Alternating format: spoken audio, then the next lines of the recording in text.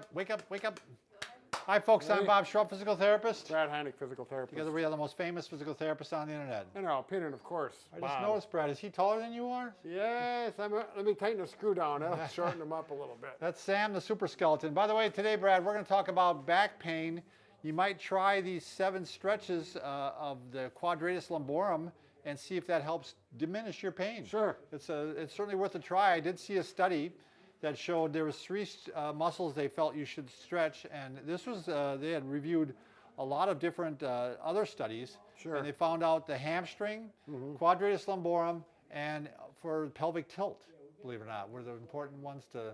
I'm not sure how you stretch your pelvic tilt, anterior pelvic tilt. Yeah. I'm not sure how that worked. Well, we're on the Quadratus today anyway. So we're going to talk about the Quadratus Lumborum today, and we're using Sam, the super skeleton from 3B Anatomical, to show you where the muscle is. But before we do that, Right, tell him, Bob. yeah, if you're new to our channel, please take a second to subscribe to us. We provide videos how to stay healthy, fit, pain-free, and we upload every day.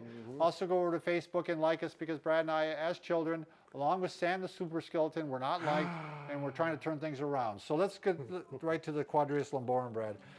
This is a muscle that's kind of, I think, rectangular shaped, and it attaches to the pelvis here, right on the iliac crest here. Right. And it goes up and attaches into the lowest rib, and also on the bumps on the side of the lumbar vertebrae here, the transverse processes. So, in other words, if this muscle gets tight, it can pull on the rib, so that's going to yeah, it can pull you like this. Right. And also put some pressure on the spine where it connects to those spinous processes, and put some force there that can cause some irritation. So we want to keep this muscle loose to help you have good posture and keep the pressure off the spine. Yeah, and what you'll find quite often is you might have one that's tight and one that isn't, because it might be sleeping posture. If you tend to sleep on one side all the time, Sure. like this, can you see how this one would maybe tighten up on you and this one would be stretched out? Right. You get uneven. Right. Or let's say you sit a certain way. If you're always sitting, yeah, like this, you might find that this one's tightened up on you and this one's a little bit looser. Can you do that? Some people sit on their ankle. I can't do that. I don't even want to try to do it. So just some daily habit may be causing you to have a tight lumbar, Quadratus Lumborum. And one way you can tell, Brad, by the way, real simple way, is right way with our first stretch here. You want to mind taking him out of the scene here?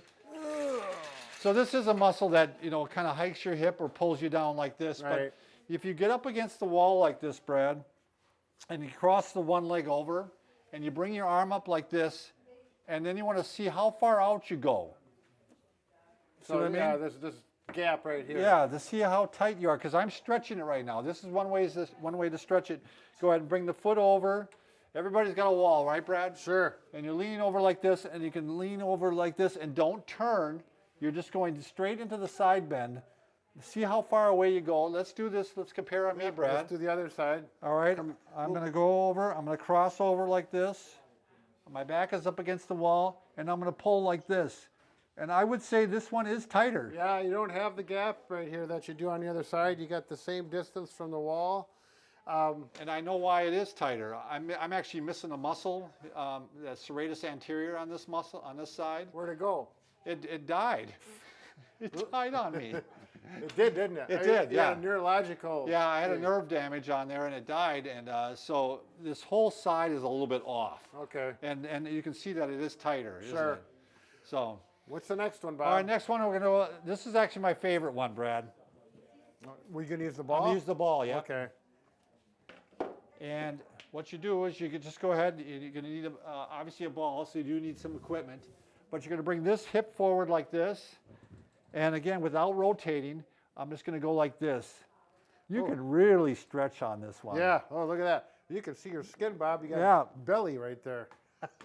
I like to say abdominal muscle, Brad, not belly. Yeah, I think you got a six-pack going. Yeah. But that's I got a keg, I think I got here, is what I got going. That is. It gets that stretch right in there. I like the ball for this. Now, one thing I want to mention, Bob's doing all these stretches. If you happen to have spondylolisthesis, These might not be tolerated. For me, they are not at all, so I'm not going to partake Yeah, on he's this. not doing any of these. You might do the last thing. Right, that ball with thing. the ball Right. massage. Yeah. All right, here's a rotational one you can do, number 3. So you're getting into rotation like this. I'm going to rotate over. Now I'm going to actually take the lower leg and put it up on top of the knee here. And then I'm going to pull down like this. I'm keeping this shoulder down, and I'm pulling this one down. Right here is that I can stretch, feel that yeah. pulling right in there. This is kind of like a pretzel. You got your legs all wound up, but it really does position the pelvis and put the stress on that right area. So we're giving you 7 of them so you can pick out which one you like the most. If I were to do it the other way, I'd be going like this and like this. I'm on my mic a little bit, but And you can see where, because there's tension on his clothing, and that's a good way to figure out if the muscle's stretching there. right. All right, another one, Brad, is you can sit, and you can kind of sit cross-legged like this, which is kind of difficult for me because I'm an old man. Yeah. But it kind of locks the pelvis in place Sure. here. And then I'm going to rotate like this, and I bring this arm over this way, like this. Yep. And just a good stretch here. Going to be easier for the younger folks probably to do this one than me. Right, yeah, you know, but you're getting it right. I'm getting it, on the yeah. right side.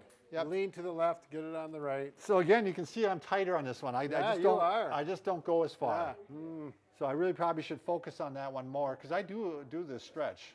Good. In case you don't Excellent. believe me. No, I believe you, Bob. There's no doubt about it. All right, you can also kind of do the splits here and do the same thing. All right. Now, normally you're going to do this on the floor. You're not going to be on a table with your legs hanging off like this, but it works better for Lonnie to get Yeah, and again, always on these, make sure you're not turning. You're actually just trying to go straight to the side here like this. All right, the number 7, this is the one that I actually do, but I'm going to start doing that ball one too because I really like that ball one.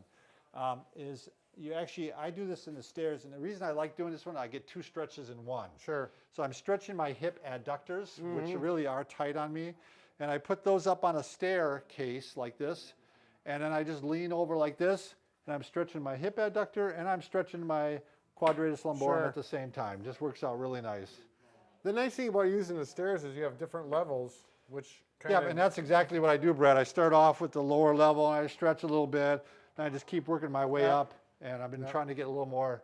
As you get older, those hips really get tight on you. Yeah. And if you're going to start noticing that you're walking like this because your hips are pulling you down. Right, yeah, So, stretch away, get some mobility going. so the last thing is you can actually do some massage. We probably should bring him back over, Yeah, huh? let's do Sam the this. skeleton and the super skeleton, because you can actually use a tennis ball or a lacrosse ball or...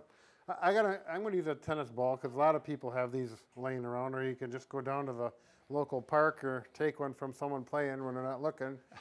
Anyways, there's a hollow spot between the ribs and the pelvis, and that's where you're going to want to get that ball. You can see that ball sinks right into that muscle, and you'll want to get in there. You don't want to feel it on the bones. So you might going to have to drop down, Lonnie.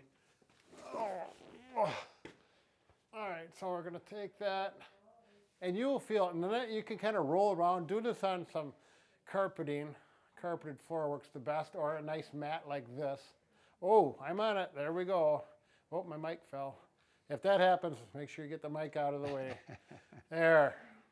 And you can roll around, and you may lay on it for 1 to 2 minutes, and just let it work. It may hurt at first, and after about 20 to 30 seconds, you get that knot to release, and it'll feel better. Then you can roll it back and forth. You're probably not going to lay on this for 4 or 5 minutes, so it's going to be, wouldn't you say, Bob? I don't know. I don't do this one. Yeah. So is it intense? No, that's why the tennis ball, if you use the lacrosse ball, Yeah, maybe, it'd probably be too much. and it does depend on the individual. If Right. you're a larger person and you got a little more Right. cushion there, you may may not feel it as tolerate much, though. Yeah. All right. Wow. Remember, Brad and I can fix just about anything, Except for, a broken heart. there you go. But gosh, are we working on it? We're working hard. Yep, that one is going to have big dividends when we get that baby solved.